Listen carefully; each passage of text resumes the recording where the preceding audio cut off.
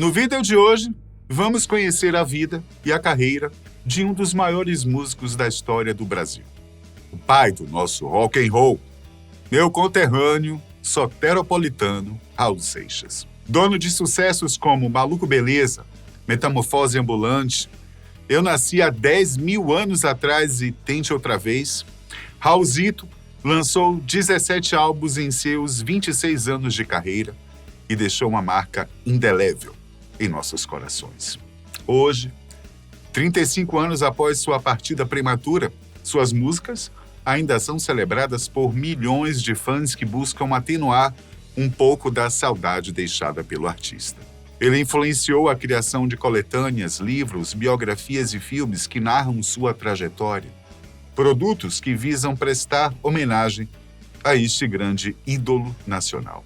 Nós aqui da Fatos Desconhecidos também queremos oferecer o nosso tributo. Então, fique agora com o lado oculto por trás da história de Raul Seixas. Raul Santos Seixas nasceu no dia 28 de junho de 1945 em Salvador, Bahia.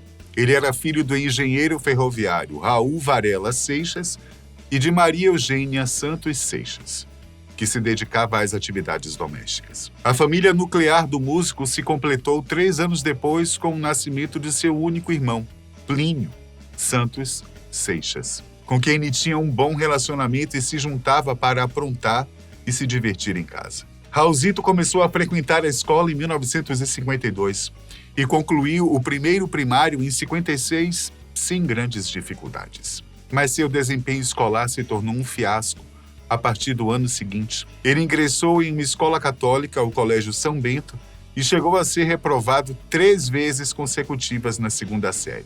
Dá para acreditar? Bom, como você já deve imaginar, o problema de Raul não era falta de inteligência, mas falta de interesse. Alguns biógrafos citam que, ao invés de frequentar as aulas, ele fugia da escola para ouvir discos de rock na loja Cantinho da Música. Naquela época, o gênero ainda estava engatinhando e não havia representantes no Brasil. Por isso, Raulzito ouvia Elvis Presley, Little Richard, artistas estrangeiros que o influenciaram desde cedo. E essa influência ia para além do simples gosto musical. Era um estilo de vida. Assim, em 59, Raul Seixas e Valdir Serrão fundaram o Elvis Rock Club, uma espécie de clube do Bolinha onde eles poderiam ser eles mesmos. Os membros se vestiam colocando a gola para cima, usavam um topete alto, cabelo engomado e mascavam chiclete nas esquinas da cidade. Além disso, o grupo funcionava como uma gangue e os permitia sair nas ruas e fazer arruaça, procurando brigas, roubando pequenas bugigangas, etc. Quem viveu na graça nessa época sabe dizer. Mais tarde, Raul até disse que não se orgulhava muito disso, mas ia na onda, pois tudo aquilo exigia um novo jeito de ser, e ele ainda estava em busca de sua identidade. Porém, enquanto Raul Seixas estava preocupado em se descobrir e se reinventar, sua família estava aflita com seu futuro, principalmente por conta do seu baixo desempenho escolar. Foi por isso que eles resolveram matricular Raulzito em um colégio de padres, o Colégio Interno Maristas, onde ele chegou para cursar a 3ª série em 1960. Mas o esforço não rendeu os resultados esperados e o músico acabou repetindo de ano mais uma vez. Como comentamos anteriormente, não havia nada de errado com o aspecto cognitivo de Raul. Pelo contrário, ele já era extremamente inteligente e criativo. Só que para ele a escola não tinha nada a oferecer. Não existia algo que chamasse a sua atenção, que fizesse sentido para ele. Mas isso não significa que ele não estava aprendendo. Aliás, eu arrisco dizer que esse foi o período em que ele mais aprendeu. Tanto que, por pouco, nós não ficamos sem o nosso astro do rock. Isso porque, durante sua infância e adolescência, Raul Seixas se apaixonou pela literatura. Ele era um leitor ávido dos livros do pai e daqueles que encontrava na biblioteca das escolas que frequentava. Ele mesmo costumava dizer que tudo que aprendeu foi com os livros e com a vida. E durante boa parte da sua juventude, seu sonho era ser escritor, assim como o baiano Jorge Amado, uma de suas maiores inspirações. Raul era muito imaginativo. Ele criava histórias, personagens e mundos inteiros que eram escritos nos seus cadernos da escola. Suas sagas desafiavam tudo aquilo que era imposto e lhe rendiam várias páginas de esboços que eram feitos em texto corrido ou em formato de quadrinhos. Depois ele juntava tudo isso e compartilhava com seu irmão Plínio. E eles passavam horas no quarto se divertindo às custas da imaginação do artista. Mas não teve jeito. A música atraía Raul de um jeito muito significativo, passional. E ele jamais iria conseguir se ver livre dessa paixão. E aqui estamos falando de música em um contexto mais amplo. Raulzito também era influenciado por aquilo que tocava ao seu redor, como baião, country, MPB. Mas o rock foi o seu primeiro amor. E movido por isso, ele decide formar as primeiras bandas do gênero em Salvador.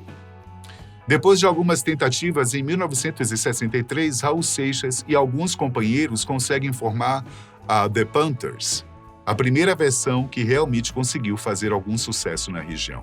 A fama foi se espalhando e pouco tempo depois eles rebatizaram com o nome traduzido Os Panteras. E sua formação definitiva contava com Mariano Lanatti, Eládio Gil Brás, Carleba e o Raulzito, claro. A carreira dos músicos precisou fazer uma pausa, porque em 67 Raul conheceu Edith Wiesner, filha de um pastor protestante norte-americano que vivia na cidade. Eles se apaixonaram e queriam muito se casar, mas o pai de Edith não aprovava a relação, pois além de Raul só querer saber de música, ele não havia terminado os estudos. E isso não dava nenhuma segurança de que ele poderia garantir um futuro para sua filha. Mas se esse era o problema, estava muito fácil de resolver. O músico fez uma pausa em sua carreira e retomou os estudos. Em 6 meses, ele conseguiu concluir o 2º grau, fez um cursinho pré-vestibular e foi aprovado nos cursos de Direito, Psicologia e Filosofia. Ele ingressou na universidade e finalmente conseguiu conquistar a confiança do sogro, que se tornou favorável ao relacionamento. Raul e Edith se casaram, mas logo em seguida ele abandonou os estudos novamente. Voltou a reunir os Panteras e aceitou o convite de Gerry Adriani para se mudar para o Rio de Janeiro, onde poderiam construir uma carreira mais sólida. A nova etapa parecia bastante promissora. Em 68, a banda assinou um contrato com a gravadora EMI Odeon e gravou seu primeiro e único disco, Raulzito e os Panteras. No entanto, o álbum foi um fracasso, tanto de crítica quanto de vendas. Eládio Gil Brás, um dos Panteras, atribuiu o resultado negativo a uma soma de fatores. De um lado, havia a inexperiência de 4 jovens recém-chegados da Bahia com uma proposta totalmente desconhecida. Do outro, uma grande companhia preocupada com o lucro e que precisou dar os seus pitacos para acreditar que aquilo daria certo. Essa soma não foi favorável para nenhum dos lados. A partir disso, Raulzito, Edith e os Panteras passaram a enfrentar sérias dificuldades para permanecerem no Rio de Janeiro. Raul morava em Ipanema e ia até o centro da cidade para tentar divulgar suas músicas. Mas o esforço não dava resultado. Eles recebiam alguma ajuda de Gerry Adriani, que os chamava para abrir alguns de seus shows. Mas isso ainda não era suficiente. E eles chegaram a passar fome por diversas vezes. Fato que ficou registrado na música Ouro de Tolo, que faria sucesso mais tarde. Com a situação se agravando cada dia mais, Raul decide voltar para Salvador. Tudo parecia perdido. Mas sua sorte começou a mudar no dia em que ele conheceu um diretor da CBS Discos. Como o próprio artista dizia, a escola não havia lhe ensinado muito, mas a vida e os livros, sim. E foi através da experiência que ele teve junto com os Panteras e com seus conhecimentos enciclopédicos sobre a música que Raulzito conseguiu um convite para trabalhar como produtor fonográfico na gravadora. Ele não pensou 2 vezes. Fez as malas novamente e voltou para o Rio com sua esposa. Raul trabalhou anonimamente por um bom tempo, mas através de seus cadernos de composição ele começou a alimentar uma verdadeira revolução. Ele demonstrou serviço e conseguiu provar o seu talento. Assim, não demorou muito até que Evandro Ribeiro, o então presidente da CBS, lhe oferecesse um cargo de produtor musical.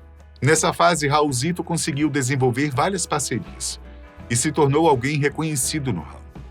Gerry Adriani, que já era seu amigo, o convidou para ser o produtor de seus discos. Com isso, também veio a oportunidade de estar à frente dos álbuns de vários artistas da época, além de lançar suas composições originais, que saíram nas vozes de Adriani, Ed Wilson, Renato e seus Blue Caps, Odair José, Diana, entre outros músicos da Jovem Guarda. No final da década de 60, Raul já era bastante respeitado. Ele tinha um bom emprego, ganhava bem, podia-se dizer que estava realizado, mas para ele isso ainda não era suficiente. Raul queria ser cantor. Ele queria interpretar as suas próprias músicas e arrastar multidões, como seus ídolos faziam. Ele se arriscou novamente com o LP Sociedade da Gran Ordem Cavernista apresenta Sessão das 10. Um álbum lançado em 1971 em parceria com Sérgio Sampaio, Miriam Batucada e Edi Starr. O projeto foi considerado um tanto quanto anárquico e misturava elementos brasileiros como samba, chorinho e baião. Mas além de ter sofrido várias censuras, foi um fracasso de críticas e de vendas, sendo abandonado até mesmo pela gravadora. Ainda faltava alguma coisa para Raul Seixas se lançar, e talvez fosse a oportunidade de se apresentar sozinho, dando total vazão à sua autenticidade. Uma mistura cultural tão complexa que até ele mesmo teria dificuldades para explicar. Essa chance veio em 72, quando ele decidiu participar do Festival Internacional da Canção. O músico se apresentou com sua canção original Let Me Sing, e conseguiu chegar à final sendo ovacionado pelo público. Esse feito lhe rendeu um contrato com a Philips Records e a participação no LP Os 24 Maiores Sucessos da Era do Rock, que conta com a parceria de vários artistas. Esse foi o seu primeiro trabalho que realmente lhe rendeu alguma visibilidade nacional. E a partir daí, ele não parou mais. Em 73, ele lançou o seu primeiro álbum solo, Krieg Ha Bandolo, que foi um verdadeiro sucesso. O disco contava com músicas como Mosca na Sopa, Metamorfose Ambulante, Al Capone, Ouro de Tolo, que, como comentamos, narra sua primeira passagem pelo Rio de Janeiro. Foi também nessa época que Raul Seixas intensificou suas leituras filosóficas e seus estudos ufológicos, elementos que se tornariam suas marcas a partir daqui. E foi também nesse período que ele conheceu o escritor Paulo Coelho, que mais tarde se tornaria seu parceiro musical e um de seus melhores amigos. Aliás, no ano seguinte, Raul e Paulo criaram a Sociedade Alternativa, um movimento baseado nos preceitos de Aleister Crowley, um ocultista britânico que influenciou vários artistas nessa época, como Jimmy Page, Alan Moore, Bruce Dickinson, Marilyn Manson, John Lennon e David Bowie. A sociedade seria pautada pelo único princípio: faz o que tu queres, há de ser tudo da lei, como é cantado na música que levou o mesmo nome. Os amigos levaram a criação a sério, alugando uma sede, divulgando informações em panfletos e emitindo relatórios mensais. Eles chegaram a anunciar a aquisição de um terreno em Minas para a construção da Cidade das Estrelas. Mas toda essa divulgação acabou gerando problemas com a censura e os idealizadores foram pegos pelo DOPS. Eles foram presos, torturados, exilados para os Estados Unidos, pois os governantes pensaram que a Sociedade Alternativa se tratava de um movimento armado que poderia criar um levante contra o regime. No entanto, o álbum Gita, que havia sido gravado alguns meses antes, estava fazendo um enorme sucesso no Brasil, portanto, eles voltaram. O LP vendeu mais de 600 mil cópias, o que lhe rendeu um disco de ouro e se tornou um dos maiores sucessos de sua carreira. Mas enquanto Raul via sua vida profissional alçar grandes voos, seus relacionamentos pessoais passaram a sucumbir. Assim, em 74, ele se separa de Edith, que se muda para os Estados Unidos junto com Simone, a única filha do casal. Mas não demorou muito para que sua vida tivesse outra reviravolta. Em 75, ele se casa com Gloria Wacker e grava outro LP, Novo Aeon, que traz um de seus maiores sucessos, composto junto com Paulo Coelho, Tente Outra Vez. No entanto, o álbum vendeu menos de 60 mil cópias, sendo considerado um fracasso. Mas tudo bem. O prejuízo foi recuperado no ano seguinte com o lançamento de Há 10 mil anos atrás. Nesse mesmo ano, Raul teve sua segunda filha, Scarlett, e findou seu contrato com a gravadora Philips e sua parceria com Paulo Coelho, embora eles continuassem sendo amigos. No ano de 77, Raulzito assina contrato com a gravadora WEA, que tinha acabado de se lançar no mercado. Juntos, eles produziram O Dia em que a Terra Parou, que apesar de não ser um sucesso de crítica, rendeu vários sucessos, como Maluco Beleza, Sapato 36 e A Faixa Título. Mas no ano seguinte as coisas começaram a desandar. Raul Seixas precisou enfrentar várias consequências trazidas pelo alcoolismo. A bebida se tornou um hábito durante sua carreira, mas a essa altura já havia se tornado uma doença. Em 78, ele havia perdido 1/3 do pâncreas e precisou se afastar um pouco para recuperar a saúde. Ao mesmo tempo, ele precisou lidar com outra separação e viu a ex-esposa e a filha se mudarem para os Estados Unidos novamente. Só que a vida de Raul mais parece uma montanha-russa. Quando tudo aponta para um determinado desfecho, ele aparece para provar que as coisas podem ser diferentes, ou, como neste caso, iguais. No mesmo ano, ele conhece Tânia Mena Barreto e se casa novamente.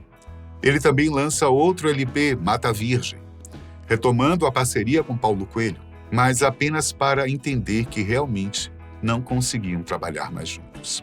Esse último relacionamento de Raul foi o mais fugaz. E eles se separaram no ano seguinte, quando ele conheceu Ângela Afonso Costa, a Kika, quarta companheira do músico. Nesse mesmo ano, ele grava o álbum Por Quem os Sinos Dobram, o último a ser realizado com a WEA. A década de 80 foi bastante conturbada para Raul.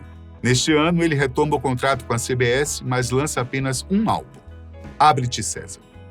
E logo em seguida tem um contrato rescindido. Em 81, ele se muda para São Paulo, onde nasce sua terceira filha, Vivian. Nessa época, o alcoolismo de Raul estava bastante agravado e impactou profundamente a sua carreira, já que ele aparecia bêbado nos shows e era vaiado, pois o público pensava se tratar de um farsante. Mesmo assim, ele já era um ídolo nacional.